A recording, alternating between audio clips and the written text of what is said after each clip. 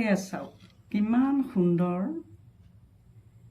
কিমান টেষ্টি, কিমান মন পৰসা বিলাহী চচ প্ৰস্তুত হৈ গৈছে। তেতিয়াহ'লে ব'লক এয়া চচ কেনেকৈ বনালোঁ ভিডিঅ'টোৰ মাজলৈ সোমাই যাওঁ। টেষ্টি কিটচেনলৈ স্বাগত জনাই মই আজি এটি নতুন ৰেচিপি লৈ আহিছোঁ। সেইটোৱে হৈছে বিলাহী টক বা চচ। এই ভিডিঅ'টোলৈ যোৱাৰ আগতে মই আপোনালোকক এটা কথা কওঁ, আপোনালোকে যদি মোৰ চেনেলটোলৈ পহিলা আহিছে আৰু মোৰ চেনেলটো ছাবস্ক্ৰাইব কৰা নাই বৰ্তমানো, তেতিয়াহ'লে আপোনালোকে প্লিজ মোৰ চেনেলটো ছাবস্ক্ৰাইব কৰি ল'ব, লাইক কৰিব, কমেণ্টছ কৰিব, বেল আইকনটো টিপি থ'ব, শ্বেয়াৰ কৰিব। এতিয়া এয়া বিলাহীখিনি কাটি ল'লোঁ আৰু এটা কুকাৰত এই বিলাহীখিনি বহাই দিম।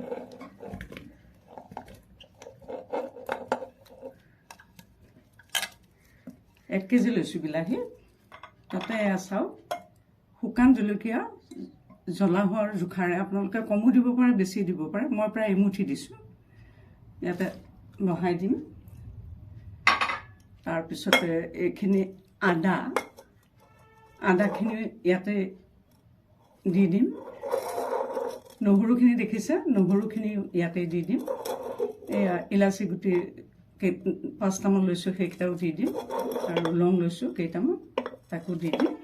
দি পেলাই এতিয়া এই মিক্সনটো মই কুকাৰত আৰু অকণমান পানী দিম, দি পেলাই 3টা চিটি মাৰি দিম। অকণমান পানী দিছোঁ সিজিবৰ কাৰণে, 2-3টা চিটি মাৰি দিম।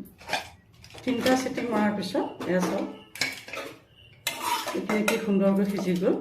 তথাপি এতিয়া মই এইখিনি গ্ৰাইণ্ড মেচিনত এবাৰ পেষ্ট কৰি লওঁ। এতিয়া চাওক মিক্সিত মাৰি লোৱা বিলাহীৰ মণ্ডখিনি এতিয়া মই এখন পাতল চেকনিৰে চেকি লওঁ। এয়া চাওক, এয়া দেখিছে সুন্দৰকৈ এইটো চেকা হৈ গৈছে। ইতিমধ্যে ইয়াৰ পৰা ৰসটো লোৱা হৈ গ'ল।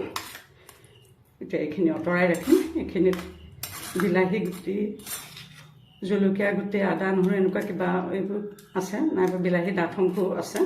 এই বস্তুটো ইয়াত নিদিওঁ, কিন্তু এনেই পেলাই নিদি বিভিন্ন তৰকাৰীত ব্যৱহাৰ কৰিব পাৰে। ওলাই আছে দেখিছেনে এতিয়া অকণমান, এয়া ওলাই আছে, সেইকাৰণে চেপি দি আছোঁ। বাছ এইটো এতিয়া আঁতৰাই ৰাখিম। এটা কেৰাহী পাতি ল'লোঁ ল'বৰ কাৰণে। কেৰাহী ঠাইত আপোনালোকে হেৰিও দিব পাৰে, এইটো চচপেন বেলেগো ব্যৱহাৰ কৰিব পাৰে। এতিয়া ডাঙৰ কথাটো হৈছে এইখিনি ৰস চাওক, এইখিনি ৰস। এতিয়া ৰস মই গিলাচটোৰে জুখিম, কেইগিলাচ ওলাল ৰস গিলাচটোৰে জুখিম। চেকাৰ ৰসখিনি কেইগিলাচ ওলাল, এয়া এগিলাচ,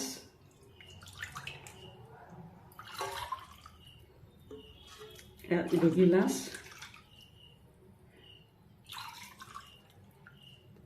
3 গিলাচ হ'লে অলপমান কম।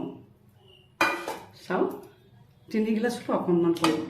এতিয়া কি কৰিব লাগিব, ইয়াত চেনিও সম পৰিমাণত চেনি দিব লাগিব। চেনি এগিলাচ, 2 গিলাচ, এয়া প্ৰায় 3 গিলাচ। এটা সোৱাদিষ্ট নিমখীয়া সোৱাদটো হ'বৰ কাৰণে অলপ নিমখ দি দিছোঁ।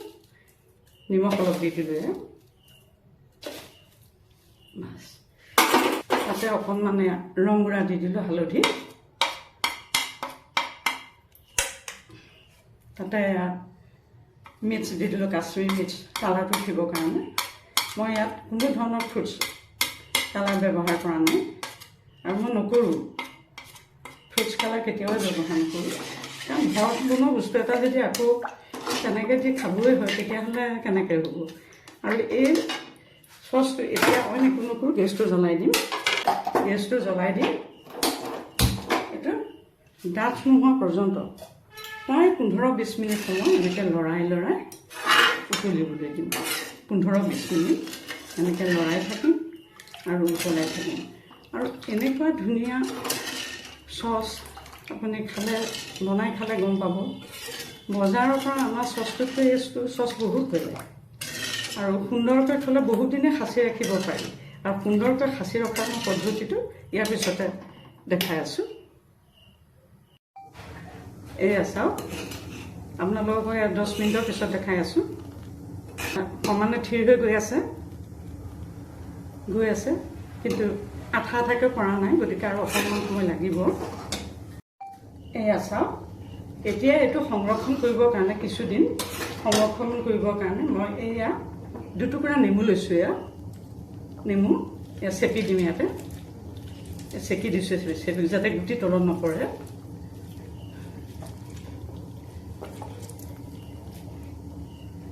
এই পিছু ল'লোঁ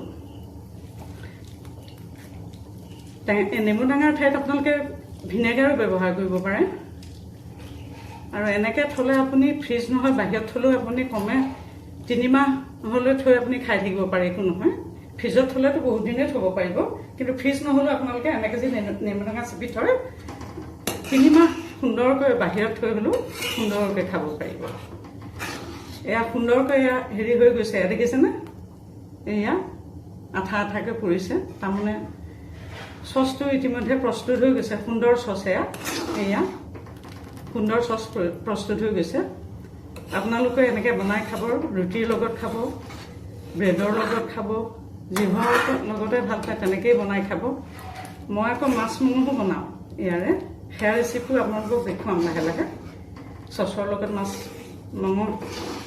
মাছ মাংস দুইবিধেই মই বনাওঁ তেতিয়াহ'লে আৰু এটি নতুন ৰেচিপি লৈ অহাৰ প্ৰতিশ্ৰুতিৰে আজিলৈ সামৰিছোঁ